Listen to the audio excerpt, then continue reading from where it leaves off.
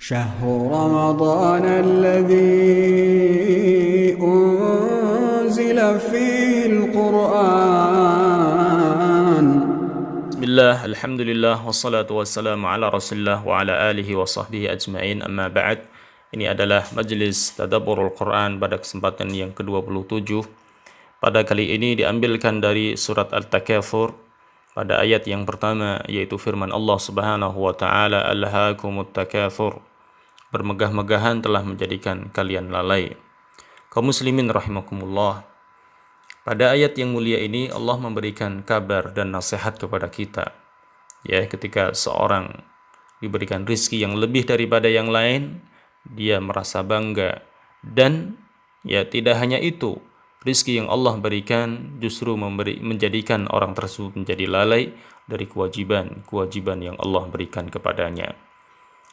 Al-Imam Ibn Juzay dalam tafsirnya At-Tashil li Ulumi Tanzil pada jilid yang kedua halaman 605, beliau menyampaikan hadza khabar yuradu bihi al-wa'd wa taubih. Ya, kabar yang disampaikan oleh Allah Subhanahu wa taala ini, alhaakumut takasur, ini maksudnya adalah nasihat dan celaan. Jadi kita diberi nasihat, kita diberi cela oleh Allah Subhanahu wa taala, kita dicela oleh Allah ketika kita diberikan harta yang lebih, tapi kita bangga, kita lupa merendahkan orang lain dan menjadikan ini lupa dari kewajiban. Wa ma'na alhaakum saghalakum wa takatsur al-mubahah bi kasratil mali wal aulad. Makna dari alhaakum adalah menjadikan kalian sibuk.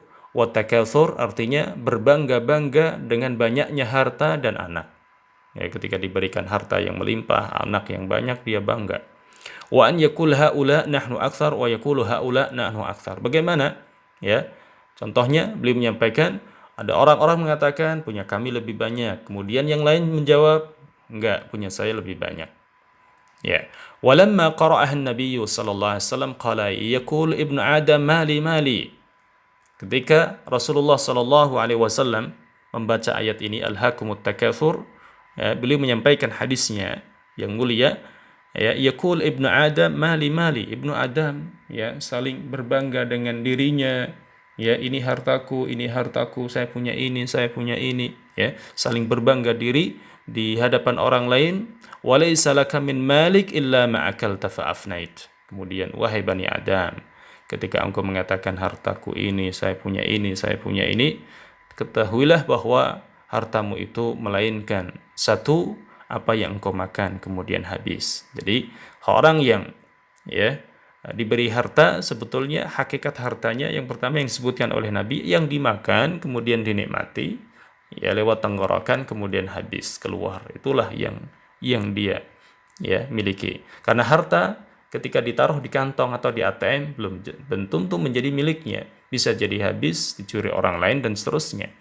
Maka yang pertama, ketika dia makan sesuatu kemudian dinikmati kemudian lenyap, dia rasakan, itulah harta yang sesungguhnya yang pertama. Aula bista fa'ablait. Kemudian yang kedua, yang dimaksud harta seorang itu ketika dia memakai baju kemudian rusak. Jadi seorang menikmati dari apa yang diberikan oleh Allah Subhanahu wa taala, yaitu pakaian, dia pakai terus sampai betul-betul rusak dan tidak bisa dipakai lagi, itulah nikmat dari Allah Subhanahu wa taala. Adapun baju yang baru dibeli di lemari, ditata lama, dipakai ketika ada kondangan saja, itu belum tentu punya dia. Bisa jadi dia mati kemudian diambil oleh anak-anaknya. Au tasaddaqta fa amdait. Kemudian yang ketiga, hakikat dari harta seorang adalah harta yang dia sedekahkan kemudian pergi darinya, habis. Nah, itu pahalanya akan dia ambil, pahalanya kembali kepada dia, tidak kepada yang lain. Itu tiga hal yang dimiliki oleh seseorang: apa yang dia makan kemudian habis, apa yang dia pakai kemudian rusak, dan apa yang disedekahkan pahalanya akan selalu mengalir sekalipun orangnya sudah meninggal.